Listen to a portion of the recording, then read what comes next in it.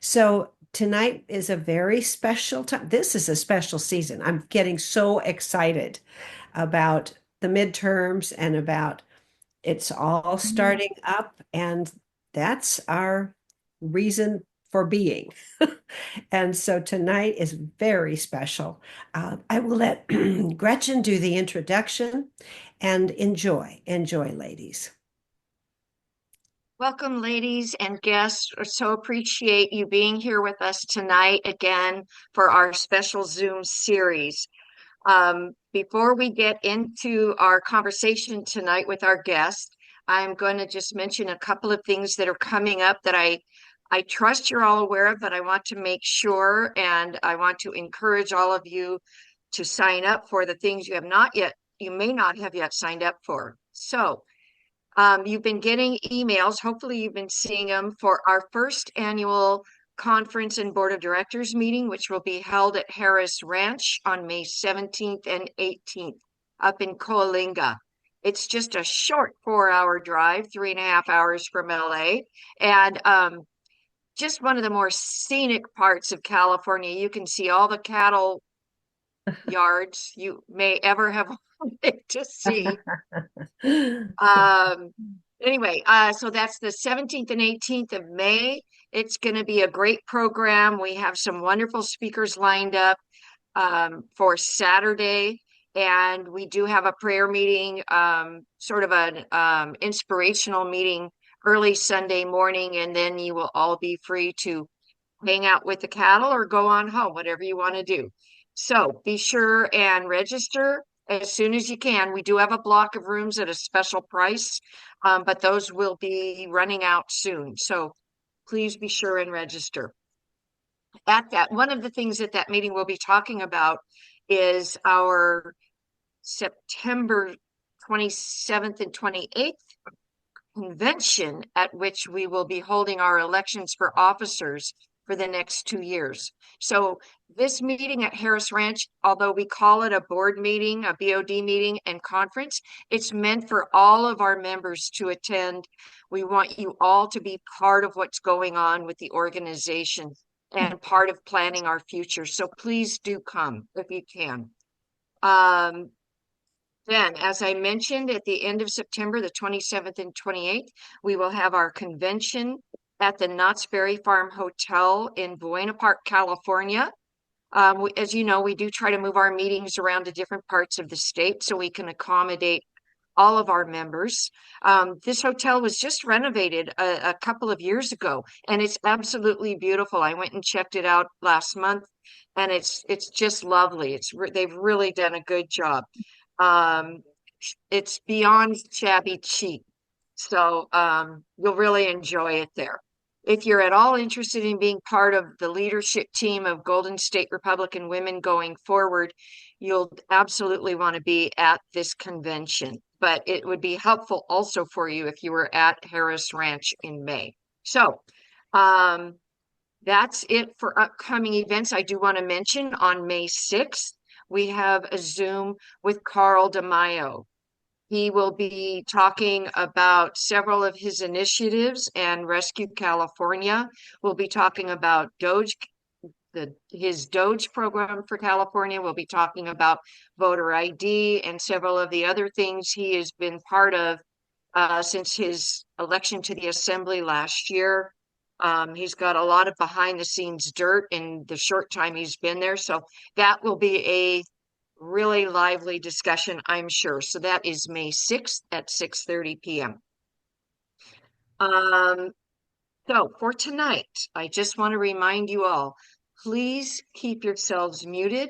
We don't want to have any interference or distractions from whatever's going on with your husband, your dog, your kids, your rowdy neighbors. So please mute yourself when you're here listening to our speaker. If you have questions, we're happy to ask the questions for you. Just put them in the chat and we will get to all of them. If there are duplicates, of course, we'll only ask them once, but Nancy Wolford, our third vice president, will be helping me go through the questions. So we do ask that you keep your questions specific to the conversation and respectful. And we appreciate you for that. So, on to our guest. We are so excited and so happy to have Sheriff Chad Bianco with us tonight. Sheriff Bianco, as you know, was the first announced Republican candidate for the job of Governor of California. I'm going to give you a little bio and then we will just let him do all his own selling tonight. So, Chad Bianco was born in Ogden, Utah, and moved to California in 1989. He enrolled in the San Bernardino Sheriff's Academy, where he graduated at the top of his class. And soon after graduating, he went to work for the Riverside County Sheriff's. He's a 30-plus year veteran of the Sheriff's Department, and he was first elected to the office of Sheriff of Riverside County in 2018.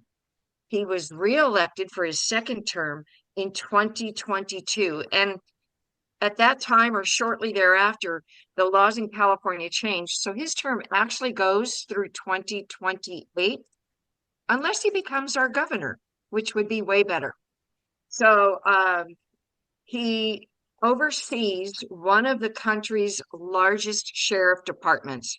He has over 4,200 employees, 5 jail facilities, 6 court buildings, a civil bureau, the coroner's bureau, a public administrator's office, 12 patrol stations, 17 contract cities, 4,200 employees, which I already mentioned, and a budget of just over $1 billion. So he's no stranger to being an administrator and handling large budgets. He worked hard to get Prop 36 passed in our most recent election to make crime illegal again. He also worked to pass SB 554, which would have strengthened the ability of the sheriffs to work with ICE. He is a no-nonsense public safety official, and the Claremont Institute named him Sheriff of the Year in 2023. Sheriff Bianco has been endorsed by Congressman Darrell Issa, Congressman Ken Calvert, 3 senators, 13 assembly people, and numerous other elected officials in his bid for governor of the state of California. Sheriff Bianco has been married, I don't want to say how long, to his beautiful wife, Denise. And they have 4 adult children, and they now get to enjoy, I think it's 4 grandchildren as well. It is my great pleasure to introduce Sheriff Chad Bianco. Welcome. Thank you very much. I appreciate being here, and thank you all for joining tonight. I'm assuming you just want me to go from here. Yep, it's all yours. Very good. So my intent, I just have to put this out there. This is, I know you guys already know this, but if there was one good thing that came from COVID was Zoom and these types of meetings, so we don't have to travel to go to meetings. But I do have to, full disclosure, I hate them. So I'm going to do my best to, it's very difficult for me. This works a little bit better because there's several of you along the top that I can at least act like I'm looking at, but I'm much more of a personal speaker and interacting. So this is a little bit difficult. So I apologize if someone that's watching tonight says, wow, that was horrible. Blame it on the Zoom. Don't blame it on me. Okay, you got it. What I plan to do is very briefly, I'll just give you a little bit personally about myself because I looked over the names. The majority of you probably have absolutely no idea who I am or don't know me personally. It's easy for me to speak in Riverside because I've spoken to every group imaginable probably 5 times. So everyone knows who I am. But when I go into groups where I don't, where I'm not known, I just want to give you a brief idea of who I am, where I came from, how I got to where I am today. I'm going to give you a brief reason why, the big why, or why are you doing this, and then some ideas of what you can expect for the next 8 years with me as your governor. So for the most part, in the bio, that was all true. I will say that while I am the sheriff of Riverside County, I personally, I'm just a husband and a dad, and now luckily a grandpa. And I have a job that I go to every day that is the sheriff of Riverside County. And I work very, very hard to make sure that those are my priorities and that my job does not that is not my identity. My life does not revolve around work. My life revolves around my wife and my family and friends and everything else. But certainly, I do believe that I'm a firm believer. I'm a very outspoken Christian. I'm not afraid to say that in public, to pray in public, to do all of those things. And I am a firm believer that God gave me the ability and put me in positions throughout my life that directed me to this office of sheriff.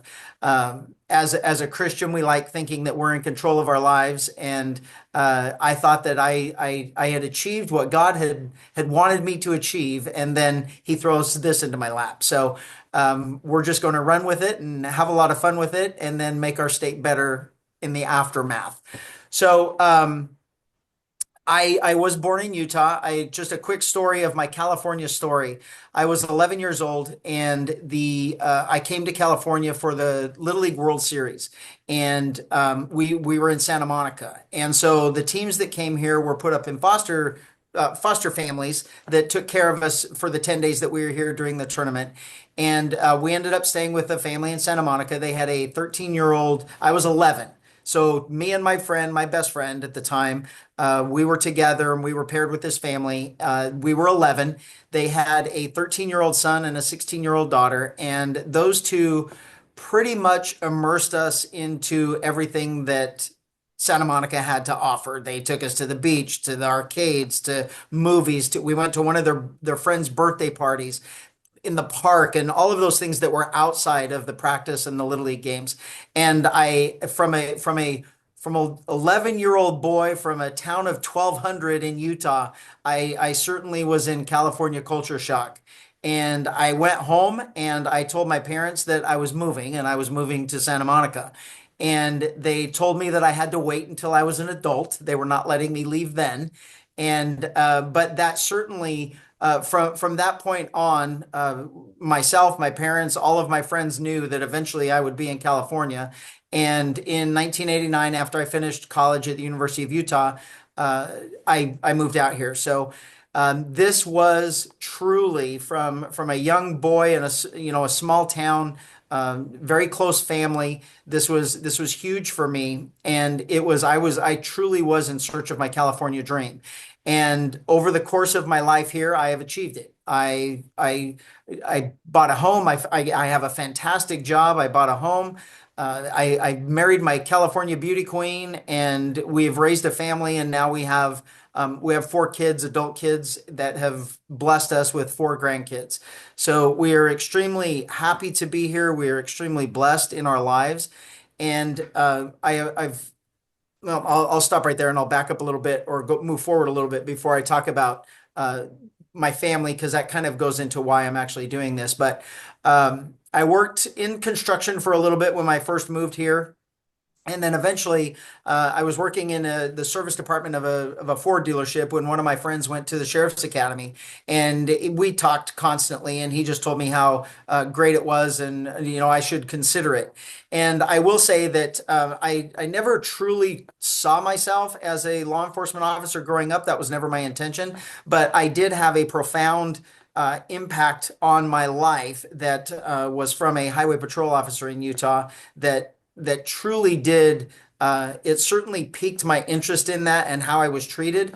And it impacted and influenced the way I treat others in this profession. So I was 16 years old. My friends and I got pulled over, and we had alcohol in the car. Of course, 16-year-olds cannot have alcohol in the car. And so we got in trouble. So the thing about me in the place that I lived is, even in the state by the time of that age, I was extremely well known across the state because of athletics, particularly baseball. And so when we got pulled over, the highway patrol officer knew who I was, and he issued my 3 friends citations, and then he pulled me back to the car, and he set me down in the front seat of the car, and basically he told me everything that my dad had already told me. Decisions have consequences.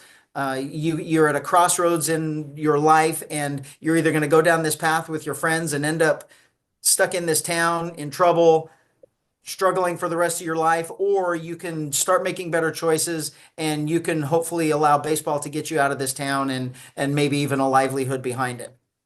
And so when we left there, I truly, I remember I was so emotional. My friends were mad that we got tickets and everything else, and I was just so emotional and embarrassed that I was doing that, and it really hit me very hard. And I did make life changes after that. I got different friends. They were still my friends, but I didn't hang out in that way anymore, and I truly did. Matured really, really, really fast. So that law enforcement aspect was certainly there and a big influence on me. And then, so as I was talking with my friend about going to the academy, that certainly was in the back of my head. So I went to the academy. At that time in 1993, you had to, if you wanted to be in law enforcement, budgets were horrible. People were not hiring, agencies were not hiring, and you had to put yourself through an academy. So I did. I quit my job. Uh, I went to the academy full time. I ended up finishing the top of my class, and I was hired by Riverside County Sheriff, which happened to be the only place that I applied for anyway, because that's where I lived. I had a home already, a baby, one on the way, and that's just what I wanted. So I Where? started working in 1993 with Riverside Oh, Sheriff, and I've been here ever well, I'll since. go get My it. 32nd year, and I've worked various aspects of law enforcement, um, internal affairs. That was probably the shaping cornerstone of how I really saw law enforcement as something other than being in a black and white and arresting people. It was the admin part, the administration part, it was the civil liability part, it was the legal aspect behind law enforcement and all of those things that go with it. So it was very eye-opening and career broadening for sure.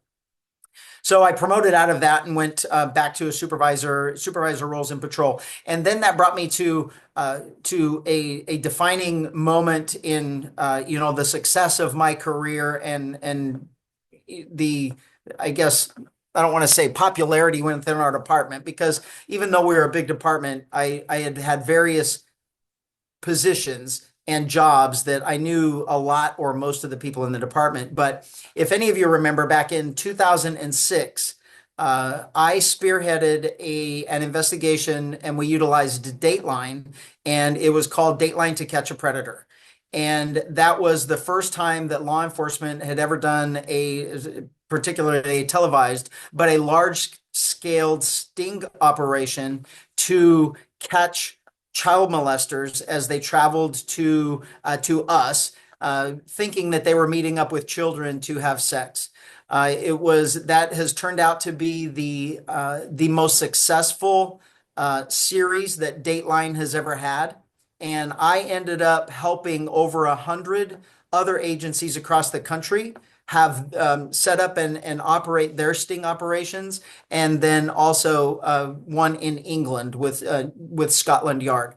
So throughout that, we truly put a highlight on the dangers of the internet and what our kids were up against, and what we as parents should be monitoring and aware of while men were trying to find our kids online and then seduce them for sex.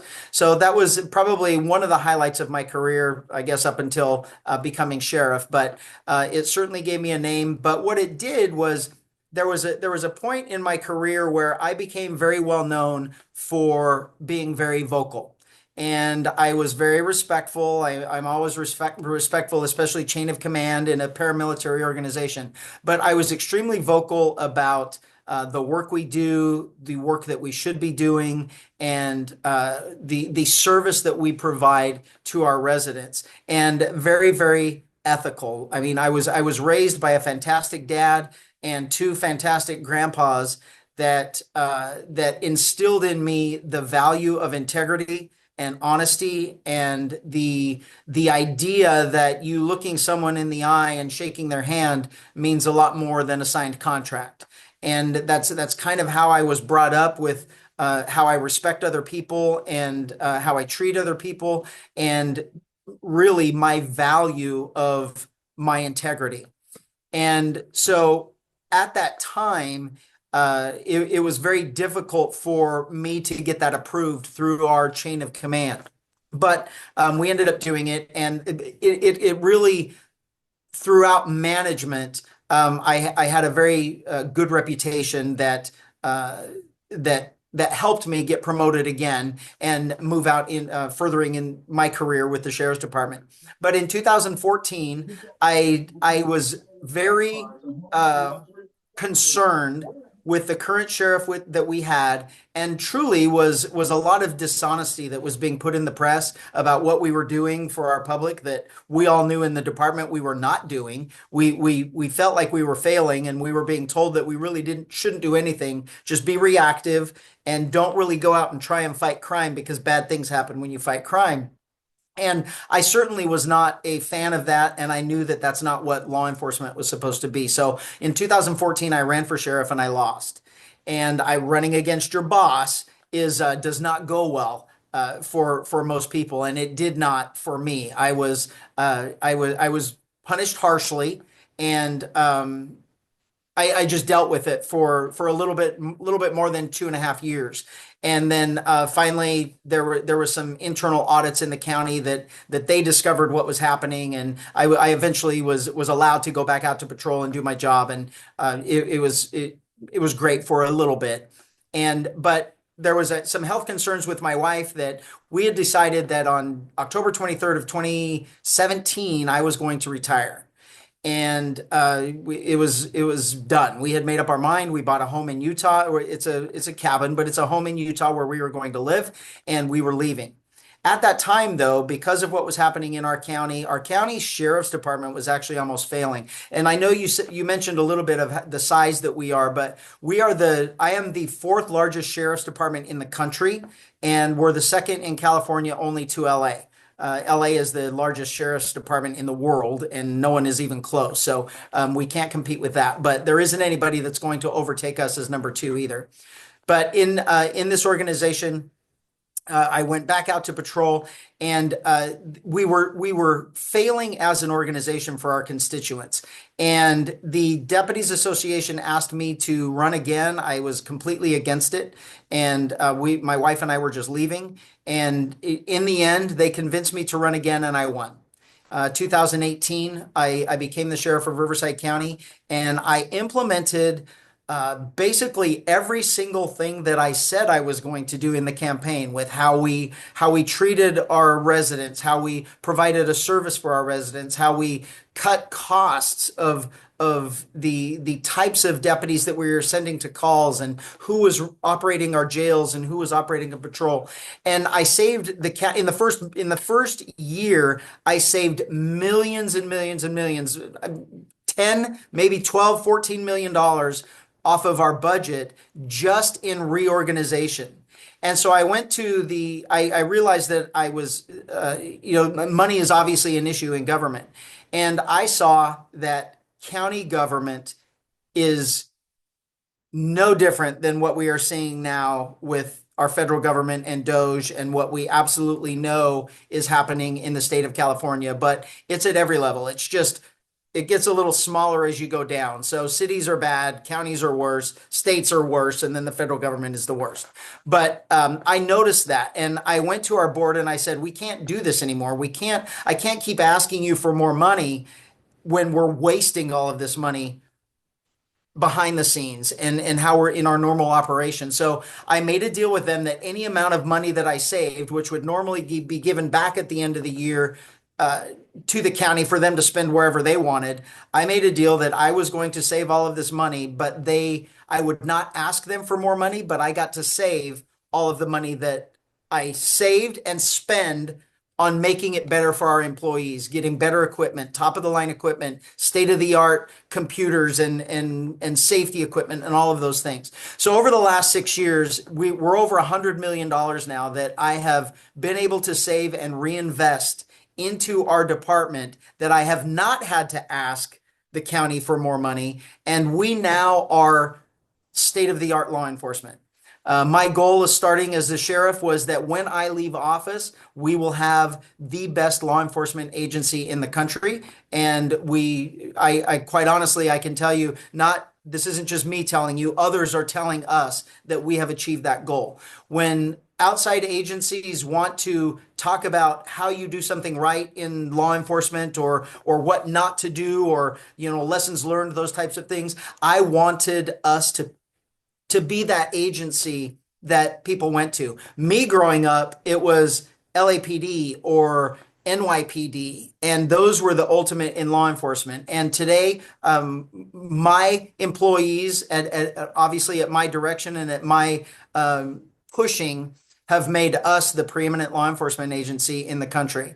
And we have, over the last several years, while the entire country is seeing really like unbelievable spikes in crime, particularly violent crime and theft and drugs and all of those things, Riverside County is seeing a minor increase, but nowhere near what the rest of the state is. And we attribute that to how we do business. It's very, very proactive. It's very, very efficient. I'm a fiscal conservative to the core. I do not like paying my taxes because I do not like where government spends it. And so being the biggest spender of taxpayer money, I have ensured my county residents that they do not need to be concerned about waste from my agency or bloat from my agency because we are a very lean, efficient, and effective law enforcement organization. So as the sheriff, a funny little fact here that you mentioned about my 22 election, where after that 22 election, our cycle, which used to be on the governor's cycle, the governor election cycle, was now changed to the presidential cycle. And inside of Sacramento, that was known as the Bianco bill because it was very outwardly talked about that the reason why they needed this passed and to move us to the presidential cycle is because more Democrats vote in the presidential cycle than they do in the governor cycle. And if they were going to unelect MAGA sheriffs and constitutional sheriffs and extreme sheriffs, then they were going to have to move this, like Chad Bianco, then they were going to have to move our elections to the presidential cycle. And so they wrote the law, they passed it. And in 2022, they thought they were actually going to implement it right then. And our election would only be 2 years and we would have had to run again in 2024. But the courts ruled that we are a constitutional office and you cannot diminish what the voters have put in. So they had to add 2 years to skip a cycle and put us on the next presidential election, which is in 2028. So technically this term, which normally they are 4-year terms, this term is 6. So my next sheriff election is 2026 or 2028. So if any of you know me from social media or from my rise to fame during COVID and during the riots, the civil unrest that we had, it truly was something for me that I absolutely had to stand up for our residents. As we were dealing with the COVID issue, COVID, the first plane from China, or at least the first acknowledged plane from China carrying COVID passengers, landed in Riverside County. They knew that people were infected on the plane and they landed it at March Air Force Base, which is in my county. And then we deputies had to quarantine that plane and the people that were in it for 2 weeks. That gave us about 2 months of a plan of moving forward. We knew what to expect. Our hospitals knew what to expect. And we moved into that time of COVID where we went into lockdowns and people started being affected and everything else. And the problem with that is I had a very good idea from government what was happening. And in the law enforcement world, everything about what we do is an emergency. When you call 911, we go to your emergency. We have to discern what's happened within a couple of minutes. We have to separate the parties. We have to fix that emergency. Maybe it's an arrest. Maybe it's just spreading them apart, keeping the peace. Who knows how it's going to end, but we do have to end it peacefully. And then we move on to the next emergency. And so the fire chief and I, while we were sitting in these meetings, because they do the same thing, we were realizing that we weren't being told the truth from our government of what was happening and what to expect. And so eventually they kept us out of those meetings. We were no longer allowed in those meetings. And it became very apparent to me that this was something bigger than just some of us getting sick and with a bad virus. And I had to stand up. I was definitely the first in California, and arguably I maybe even the first in the country to take a stand against the mask mandates, against the business lockdowns, the church lockdowns. I said that we would not be arresting anyone in my county for exercising their constitutional rights of freedom and First Amendment and religion and everything else.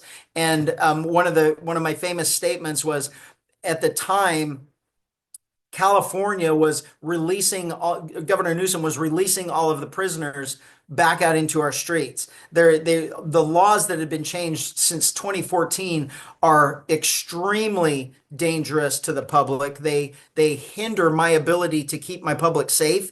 And there's a serious, very sick and twisted love affair that they have with criminals at the expense of victims and law-abiding residents. And so I stood up against that, and I said that there is no way that one of my deputies was going to make a criminal out of a single mother trying to put food on the table while he is releasing real criminals from prison back into our streets. And that obviously sprung me to the national level, and many news stations and even local and national level, even international level for that. But in my interactions from that point forward with Sacramento, I became a very controversial person there because of my complete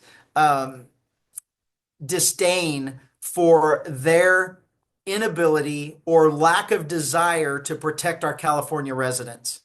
And I've been in Sacramento countless times over the last 6 years, fighting bills, trying to get them not passed, and then trying to get good bills passed that just fall on deaf ears. So as we're coming up into this next election, knowing that Governor Newsom is gone, we do not, thank God, we do not have Governor Newsom after 2026. But the problem with that is I began to see all of the people that were lining up for this position, and it is the same names and the same faces of the people that have put us here to begin with. They're the same ones that were in control of the assembly, the same ones that were in control of the Senate, that passed all these horrible bills, beginning with AB 109 back in 2012. They lied to us and forced Prop 47. They convinced us all. It was fraud, basically, where we voted for that. And last year we had a bill on our ballots that was Prop 36 that would make some drastic changes to Prop 47 that has caused this major increase in all the theft we see on TV, with our businesses closing because of the rampant theft and takeovers and things that they're having, and the fact that our criminals are being emboldened by a lack of prosecution and a lack of consequence, that they just commit more and more and more crimes. Our homeless and our drug addiction has skyrocketed since 2014, and nothing is truly being done. So Prop 36 was a big deal for us. And this was an important part in me deciding to pull the trigger and run for election, because I hope you all understand when I'm saying this, and I'm not meaning it to be degrading to anyone, and it's not disrespectful in any way, but we have failed as Republicans in California in that we have become apathetic voters, in that we just don't care anymore. And there has been and I'm not necessarily talking about all of you, because I know that all of you are very active in your group and trying to get people to be more active and vote. But California in general, psychologically, Republicans have been convinced that their vote doesn't count, that elections are stolen, that it doesn't matter who you vote for, the establishment is going to install whoever it is that they want, and it doesn't matter if you vote, nothing's going to change. And the reality is Republicans just chose not to vote. And we're busy. We have work, we have families, we have school, we have kids that have things to do after school and at night. So we're working during the day, we can't vote. Our kids are busy at night, so we can't vote. And we just choose that because of the choices that we have, knowing that it's fraudulent, we just choose not to do it. And unfortunately, we see that in 50 to 40%, between 40 and 50% of the state does not vote. So 40 to 50% of eligible voters don't vote. The thing with law enforcement, with me, and with me being involved in my community, I know I speak in Republican groups, I speak in bipartisan groups, I speak in Democrat groups, and I absolutely know that those people that are not voting are not liberal. They are Republican, they are conservative, and they have chosen to not vote. And it is something that we are seeing now that is changing. There's the old saying that says it doesn't get better until it gets worse. It's got to hit rock bottom before it gets better. And I think we hit rock bottom.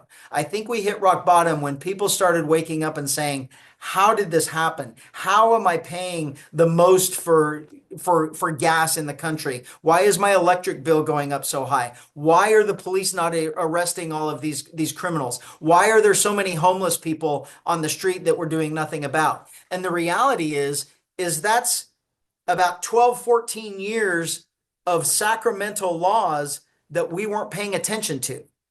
It didn't happen overnight. It didn't happen last year. It started in 2012 that we're just really not aware of, and we're learning about it now. But people have been fed up. They're fed up now, and they're starting to rise up. And the proof of that is Prop 36 passing. So Prop 36 was the fix for Prop 47, and it passed in every county of the state.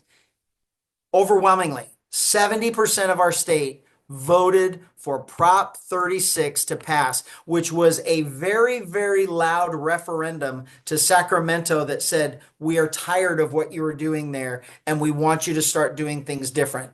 So the big part about that is we were hoping we only needed 50% plus one to get that thing to pass. And we got 70%. We got 78% in some counties. So it was a massive, overwhelming referendum against the far left liberal progressive agenda that is destroying our state, beginning with public safety. And so that was a huge opening for us that we are hoping on taking advantage of and taking this all the way to next year in the primary and then on to November in the general election. So public safety in all of the polling in California, between 60 and 70% of the responses are that public safety is the biggest concern for everyone. And then after that are the rest of the things with taxes and with cost of living and with energy and lack of electricity and the cost of living and the unaffordability of homes.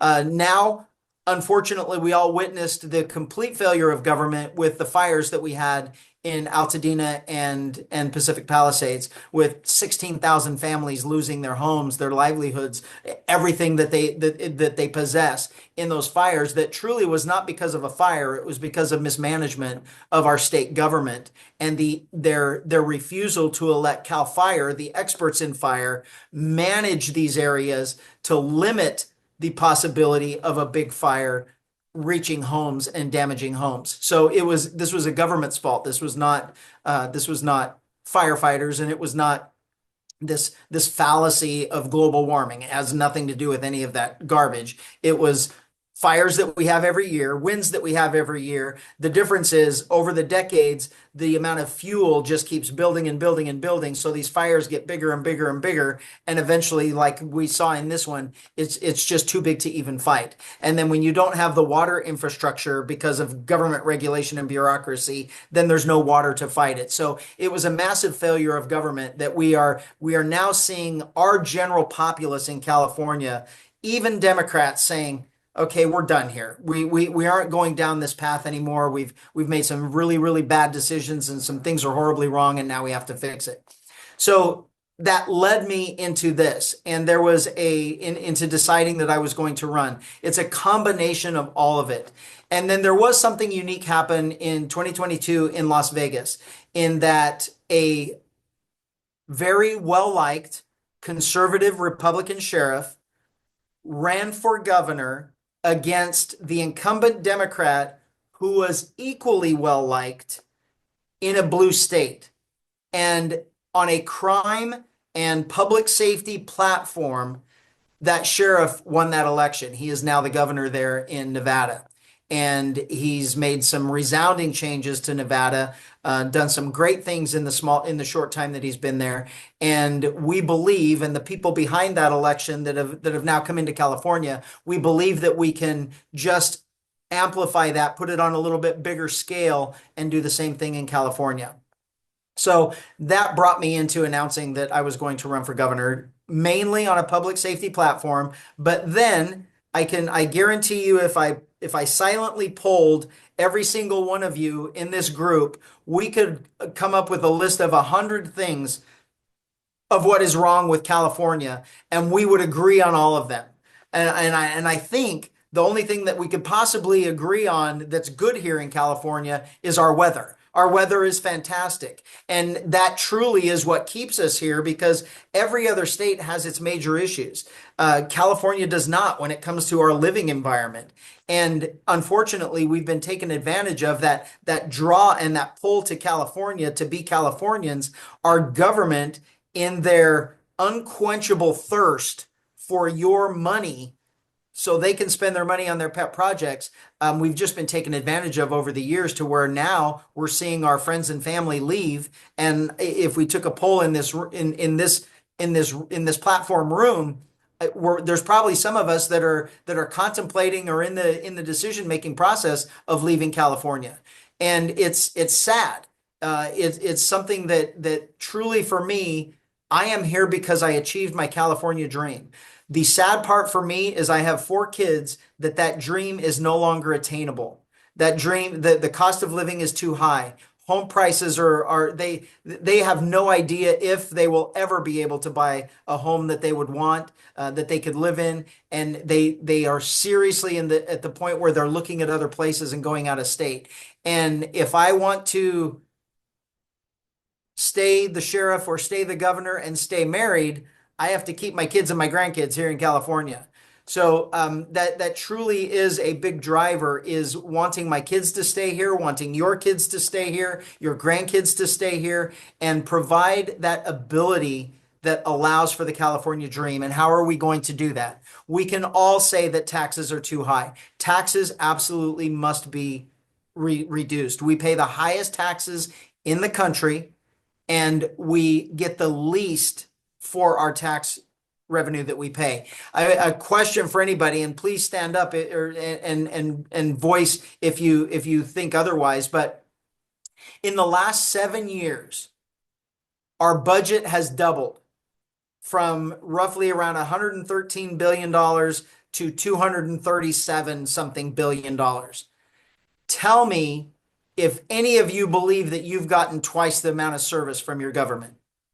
It's almost laughable. Where is all of that money going? We know there is extreme government waste. We know there was fraud going on, and no one is willing to step up and say, it stops now. We're going to stop doing this. We're bringing the money back. We're using the money where it's supposed to be: public safety, infrastructure, schools. And then if we have money left over, we'll do pet projects. But if we have all this money left over, why are we not giving it back to our residents? So one of the things that I have said, that I have promised, that in my 8 years as your governor, by the time I leave my second term, there will no longer be state income tax in California. There is absolutely no reason why the largest state in the country, the biggest economy from a state in the country, is taking all of that money away from the residents who are providing that economy, providing the size and the scope of that economy. There are 10 other states in the country that make it work perfectly well, that are taking all of our residents: the Tennessees, the Texas, the Florida. There are several that don't tax retirement. There's 10 that don't tax income at all. And they're stealing all of our residents. They're stealing all of our businesses, and we have to do something to get them back. I will ensure that those taxes are taken away, reduced for businesses, income tax taken away, that we now become where the rest of the country wants to come here to work, to come here to bring your business because of the tax benefits that California provides them. One of the things that a lot of questions that people have of how. So the reality of California is a long time ago, they maxed us out in taxes. They can't take our taxes anymore. And so they found other ways to take taxes from us in the name of regulations and fees. So now we are the most overregulated state in the country and the most fee-based state in the country. That is exactly what is driving up the cost of our building, why there is no such thing as affordable homes. It's because of the restrictions and the regulations placed on the building industry. The builders absorb all of that cost and all of that time and all of that the increased fees and structures that goes into a building. They are not going to absorb the whole of that cost. They are going to pass that on in the price of that home that's for sale. And that's why we have the highest home prices in the country, because our home industry, our building industry is the absolute most regulated. It's the same with the Coastal Commission and CEQA. Hopefully you all know what CEQA is. It's our California Environmental Quality Act that is just abhorrent, where the last 5 governors have said that CEQA is a destructive influence on the people of California and our ability to expand and build and grow things, and none of them has had the guts or the courage to fix it. I promise you, I will eliminate it immediately. And the funny thing is, a lot of people say, "Oh, you can't do it. You can't do it." Governor Newsom did it in January with the fires immediately. So if he could do it then, why didn't he do it 4 years prior?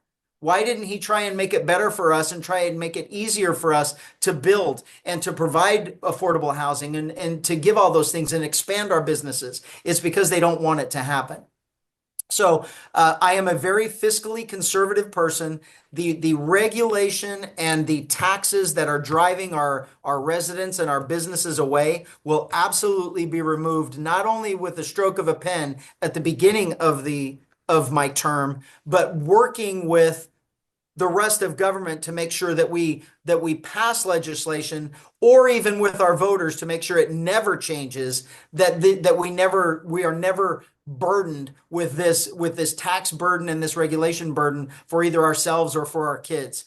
And it's truly, it is a mission of mine to take sanity and common sense and reason back to government. It does not take, I don't want to say anything rude about the people that are there, but it should be obvious to everyone. It doesn't take a rocket scientist to run government. It takes someone with common sense, reason, fortitude, courage, and the absolute ability to care more about other people than they care about themselves. And that's what I have to offer. I have 32 years of doing it. I have 7 years, 6.5 years as the sheriff of one of the largest organizations in the country. And what I have done is quite honestly, I'm not a guy that likes patting myself on the back, but this is irrefutable. On this ballot, there will not be another person that compares with my qualifications. No one is going to have been elected from a major county twice. No one is going to operate a $1 billion budget. No one has 4,500 employees. No one works in government, which is completely different than the private sector in the rules and the laws and everything else. And this is the biggest issue. I am obviously a very outspoken conservative Republican. My county is predominantly Democrat, and I have a 4-1 Democrat board. So no one can tell me that I cannot work well with others, that I cannot get more from our California government that is a supermajority. I do know how to negotiate. I do know how to work through processes to convince people that it is their job to do something that benefits California, not their special interests. I've proven it here, and I'm going to take that into Sacramento. I'm very excited to do it. and we have a lot of momentum going forward. Every sheriff in this state is behind me and is helping me in this election.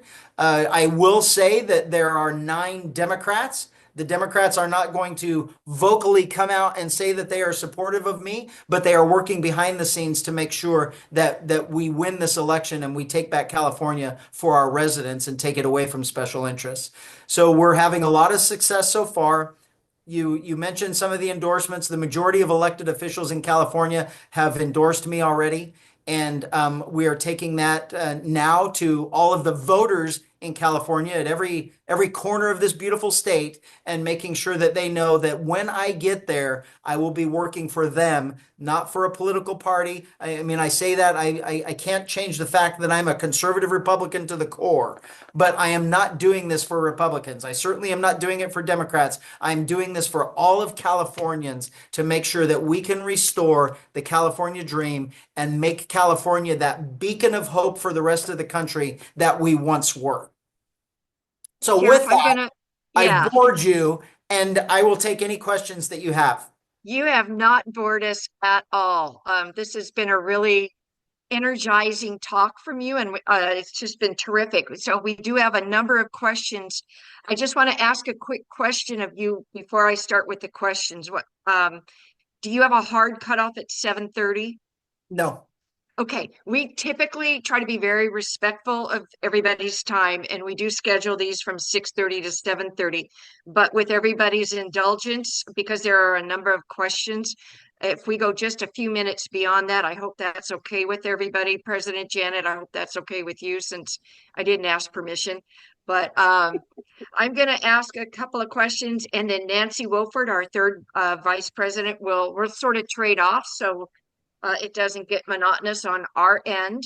It could not possibly be monotonous on your end. So, having said that, I'm going to start. I'm going to kind of combine a couple of questions I have, and then we'll go through the list of what people have submitted. Plus, Nancy had some stuff too. So, as a governor, when you become the governor of California, it's not a one-man show. You need to have a supportive legislature and other state elected. So, that being the case, who would your dream team be for a slate of people to run with? And on the flip side, I'm trying to combine two questions to try to go a little faster. On the flip side of that, if you don't end up with a significant increase in Republicans being elected to Assembly and State Senate, what's your plan to implement your priorities? So first of all, I want to know what your dream team is So, for other state level electeds. And then I want to know what you will do if you don't get a clean sweep or even a majority Republican sweep. so it's going to be extremely difficult to find my dream team because the people that I'm trying to convince to do it, for instance, my DA, I absolutely love my DA. He does a fantastic job.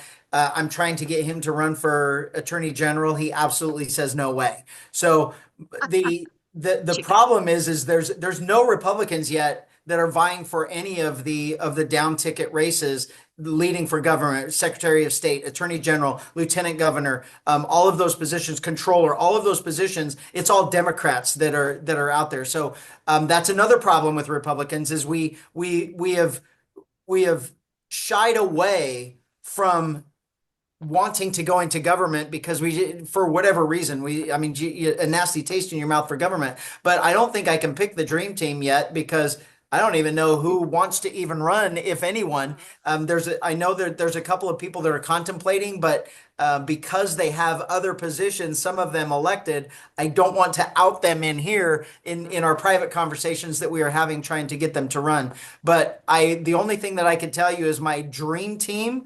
If I had a dream team, there would not be one Democrat on that dream team. I can tell you that.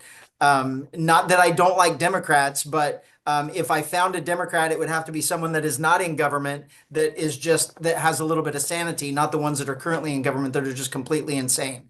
So I don't think I can give you my dream team because I don't even know who's interested. There are plenty of attorneys and judges and DAs that I like that I wish would run for attorney general. There are very competent people in Sacramento that I'm trying to convince to run for lieutenant governor that are either in the assembly or the Senate, and they've done fantastic jobs there, and they should be running for lieutenant governor. I absolutely love Shannon Grove. I see she's running now for a new position. I will do everything in my power to help her to make sure she gets that. But short of Shannon, there is not another Republican running, so it's too hard to say. And then I'll end it with this. I'm not afraid of having a supermajority there, and I'll tell you why. I have made it very known in Sacramento that I am not afraid to speak the truth and that I am not afraid to out what is happening in Sacramento that historically has been allowed to happen in the darkness and behind closed doors. And we are at a position now where 3 years ago, I put one of our employees in Sacramento. He is a law enforcement lobbyist that works for me. He's a lieutenant in my organization, but he is in Sacramento on a daily basis. And we are at a point now where these Democrats, I am so vocal on bills that are bad and getting resistance to them passing their bills that Democrats are now reaching out to me for amendments to their bills or whether or not I would just approve it as is, trying to make sure that I do not oppose their bills. So the thing that's telling me is it's only because I'm vocal. So if you think I'm vocal as a sheriff of Riverside County, wait till I'm the governor of California and Sacramento is not doing what I know the voting public and what Californians want them to do. I will not allow these crazy bills and laws that they pass behind closed doors and in secret to happen. I will expose it and I will allow you to call and make sure that those people know that they're not going to get elected again. We're going to vote them out if they pass or if they don't pass these bills. So there is a very, very easy way that the governor has a lot of power to make a lot of changes just with a pen. But outside of that, I will do everything in my power, just like I do with my current 4-1 Democrat board. I go to them and I appease to their reason, I appease to the public, and we get things done here that benefits everyone. And I will do that exact same thing in Sacramento. So while I want a lot of Republicans to win in 2026, I'm not afraid of going in as the governor and having the exact same supermajority. I know we will get things done. Thank you. Nancy, do you want to take a couple? Well, I wanted to go in here with there was a couple that mentioned how best can we support you. There's a lot of talk about they would like to get involved in helping you. Thank you very much. So the easiest way is my website, biancoforgovernor.com. Last name Bianco for governor.com. And you can sign up for updates on the website. You can sign up to volunteer on the website. You can buy merchandise on the website that directly helps the campaign. And you can, of course, donate on the website if you wish. If you would rather mail a check, if that's what you preferred, the address is on the donate page of where you can send a check to. So it all goes through the website. I did note that website in the chat. So if you guys look through there, you'll see it. Thank you. Okay. I Yeah. will make a quick question. Just I don't know if you're going to ask it, but I saw someone is Prop 13 on the chopping block. No, I'm not a fan of taxes. We are going to do everything we can to eliminate the waste and save money and streamline government to make sure that the money that we have that the state is being provided is enough, and the remainder will give back to our residents, not take more away. Okay. Yeah, I'll just have one more here for you before I put it back with Gretchen. But you're right about the same names always showing up every election. You see the same ones and you wonder how they get elected because some of them are not really worth electing. But that's not my choice, I guess. But anyway, how will you in the election do two things? One, approach and talk to Democrats that don't know you and get their vote. And the other one is about voter ID. What do you think of that? There is an absolute requirement that we must have voter ID. It's very strange that when our government goes into other countries to assist with their democracies and their takeover for democracy, when we have elections and our government, our military implements those elections, every single person in those other countries are required to provide ID, and then we make sure that they vote in person. They are inked, their thumb is inked, so they cannot come back and do it again. And those elections are 100% secure. And then you come to our own country, and it is designed to be ripe with fraud. When you have every single Democrat in the country opposed to in-person voting, you know right there that there is fraud to be had, and there's a reason why they don't want in-person voting, and it is an absolute must that we fix that. I know there will be, we're going to do everything we can to get this initiative on the ballot, which is going to bring more voters out next November, because there will be a voter ID initiative on the ballot, and we will get it changed here. If not, after I'm elected governor, if that doesn't pass, after I'm elected governor, we will do everything in our power to make sure that that is the rule of law in California. Okay, great. We had a question about, trying to bring it back up here. Oh, somebody's asking a question about the DMV offices. The services are becoming fewer and fewer, and more has to be done online or at a kiosk. I know my daughter just had a problem with this, just changing her name after she got married. So what would be your thoughts as governor to make the DMV more efficient for in-person business? The DMV needs to be seriously doged, for one. Our DMV is completely inefficient, and if you have any ability or access to other states' DMVs, they are night and day compared to ours. They are friendly, they are competent, they are instant. You can walk in and out with your license plates, you can walk in and out with your driver's license. It is over the top, a customer service oriented business. And we will make sure that that is the DMV. There will be no more people working from home. There will be no more. This is life in general, especially if you're a Christian believer. We are successful because we are us as humans. We have an innate desire to be with other people. We are a relationship driven society and culture and everything else. And you cannot cultivate relationships, face-to-face relationships, talking friendly, all of those things on a screen or on an email or a chat. It just doesn't work. And there's absolutely no reason why California should be doing this, taking everything away, making it more difficult for people to go to the DMV or to any government agency for that matter. And we will ensure that the idea of government is supposed to be working for the people, not against it. It's not supposed to be making things harder for the people.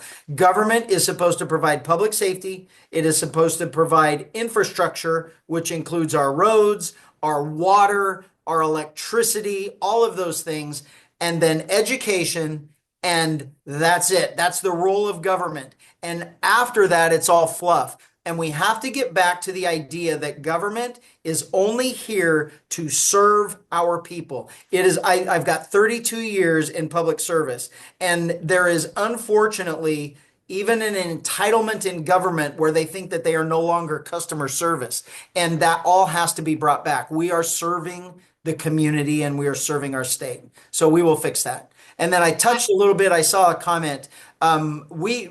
California is the largest producer of agriculture in our country, and it's slowly being diminished and being ruined by the state because of the regulation of water. Riverside County. We are not as big as the Central Valley, but Riverside County is right below size-wise of the size of producing that we do for the rest of the country and even the world. So I have a firm grasp of the water issues that our farmers are facing. And not only do they know, but they have let me know, and I have learned this over the years, that this is a government imposed condition. This is not a drought condition in California and a lack of water. It is a lack of water management and regulations that cause cost of water to go up and farmers to not have water to water their crops or their livestock. And it's on purpose. It's on purpose from the government, and that will change day one. You mentioned Doging the DMV, and one of the things I wanted to ask you about is what departments outside of law enforcement, because I know you're very familiar and you've worked hard to streamline your own department, but outside of law enforcement, what who do you think what not who, but what categories in California need to be doged, in your opinion? Well, it's our entire government. All you have to do is look at our budget. And this is not something that I decided to do today and say, hey, I'm going to run for governor. This is silently behind the scenes. We've been doing this for about a year and a half now.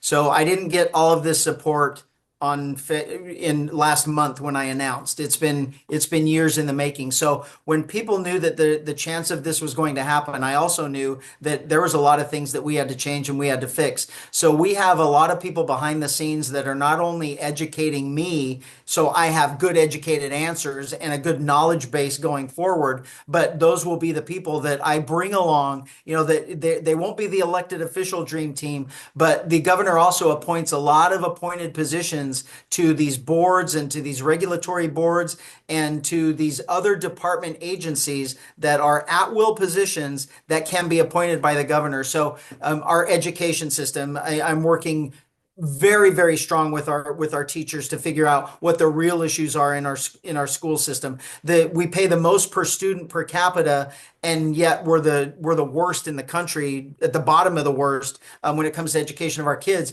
And half of the money that goes to the education system goes above the principal level. So it's all bureaucratic waste. They go on elaborate training seminars to other countries that are just, they should be criminal, and maybe they are criminal, and we'll find that out when we get there. But that's just the education system. It's the finance commissions. It's every aspect. It's our board of prisons. It's everything where money is being dumped. There is fraud, abuse, and waste, and the governor is responsible for that budget.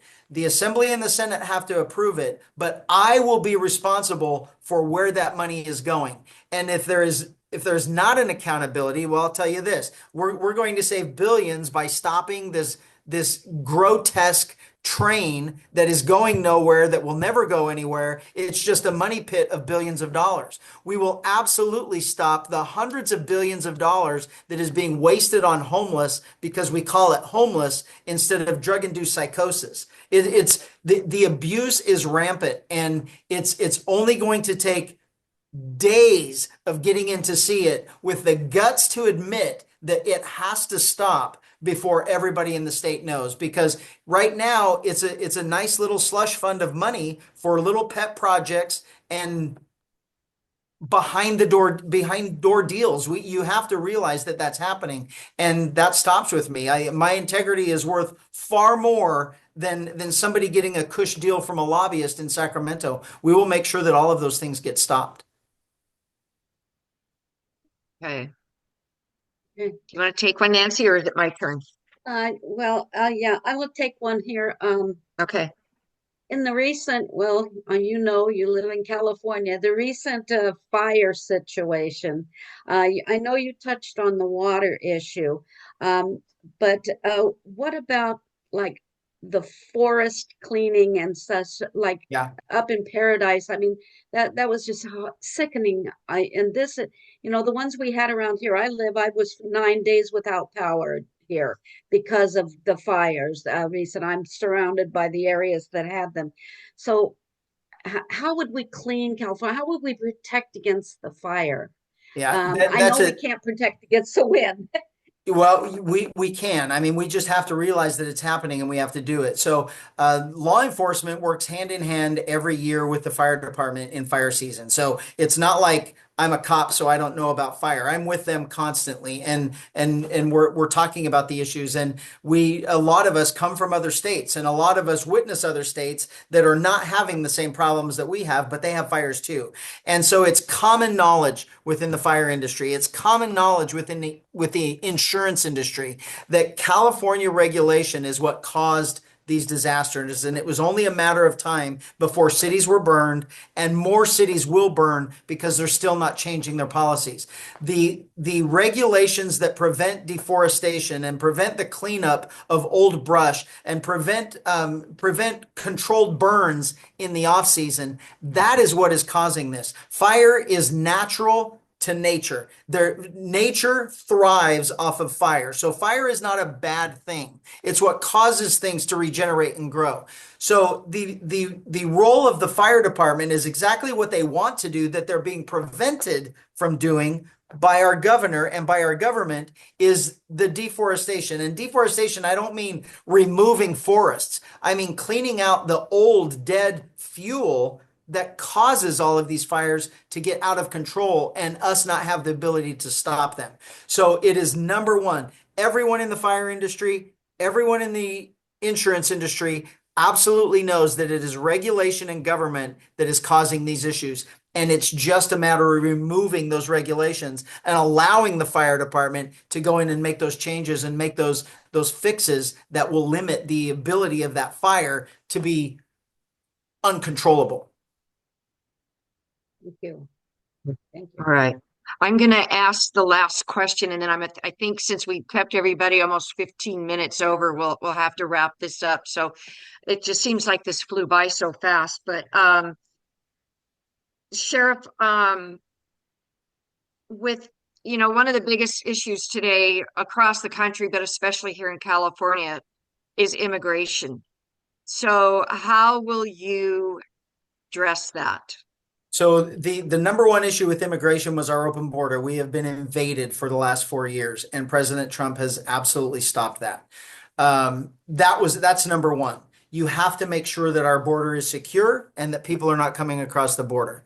The After that, we have it is the federal government's role and duty to maintain our immigration status, to maintain the people that are coming here illegally, get them out, deport them if they should be deported, if they, whatever it is that they decide. But in our state, we are a sanctuary state. SB 54, which was passed a long time ago, that was sold to all of us as this, it's going to protect and save and everything else. It is an absolute lie. We were lied to once again by our government.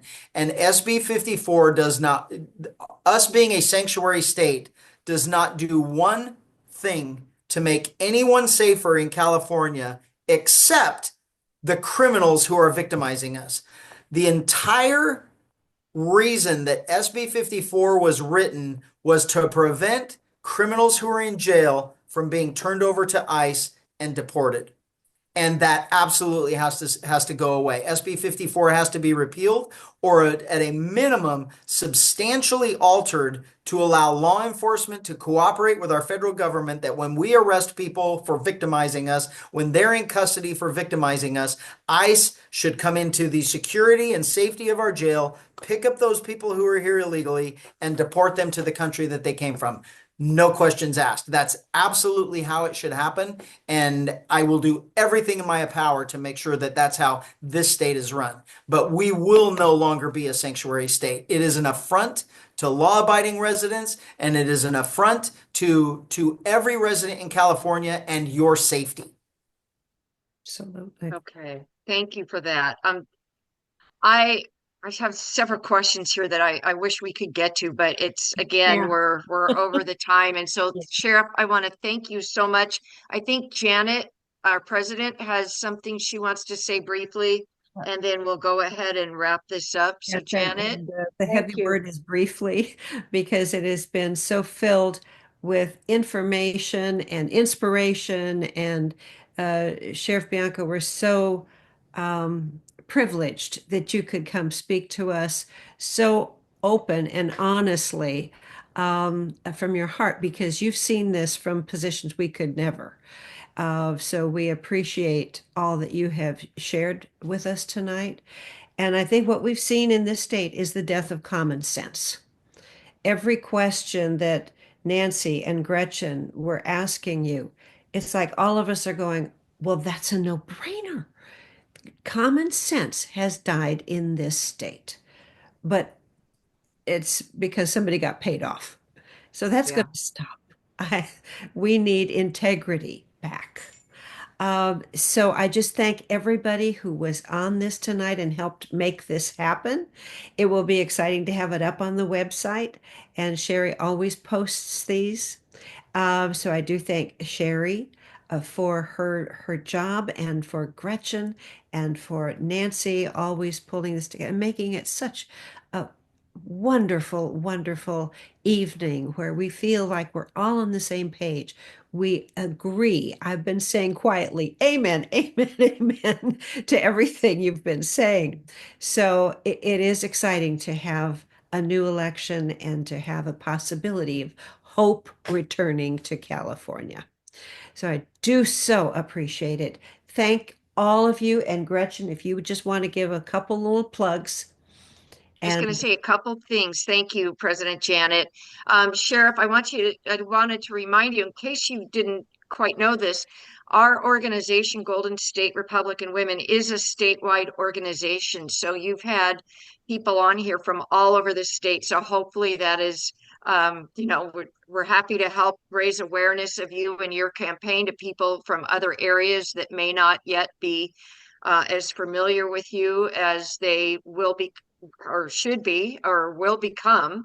So I wanted to remind you of that. And this broadcast, this Zoom will be put up on our website, which is www.gsrw.com. It will be, oh, I'm sorry, .org. I always forget. .org. Yes, .org. .org. Thank you, Sherry. GSRW.org. It should be up in the next 5 to 7 days, I believe.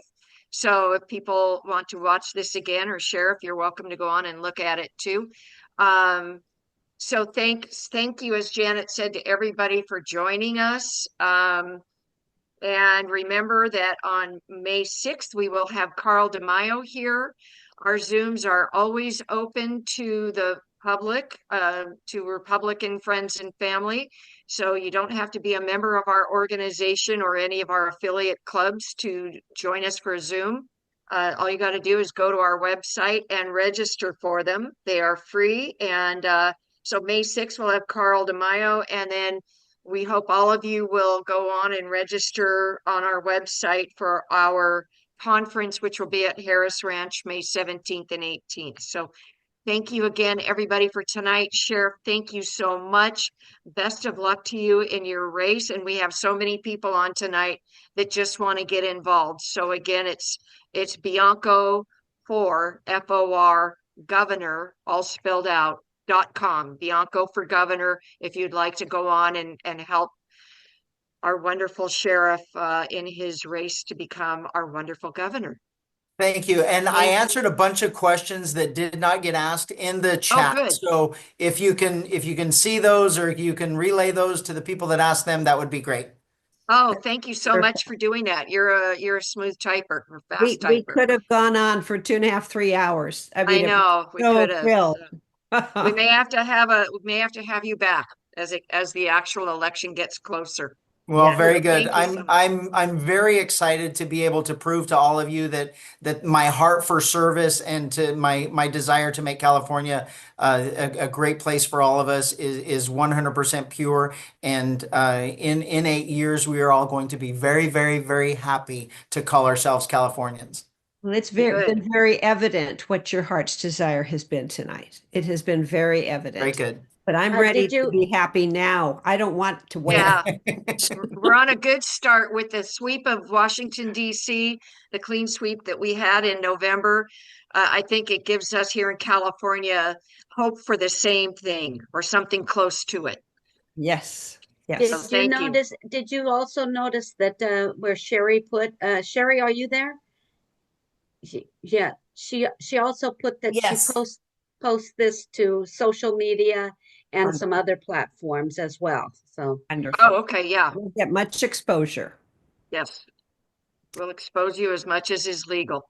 I'm just going to say this really quick, which is we have a YouTube channel and all of the videos are put up on the YouTube channel. Usually it takes me about a week to get them up. And if you're on there, click that you subscribe. And then you like it. Yes, and like it and comment. Yes. Like it, like it. Thank Will you do. all. Thank everybody for joining us tonight. I'm sure you found it as worthwhile as I did. And isn't it great to hear freedom talked like this in yes, California? I mean, these are words we haven't been allowed to say and to hear for a long time. So it's just like, exhale, exhale, folks. We've got uh, good things coming. lots of Really hope. appreciate it. The Lots of momentum hope. is on our side, and we're going to make sure this happens. It is. Yep. It is. Thank you Okay. all. Thank you, Thank you everyone. all. Thank you. You all have Good a great night. night. Good night. All Yep. right. Thank you. Good You night. too.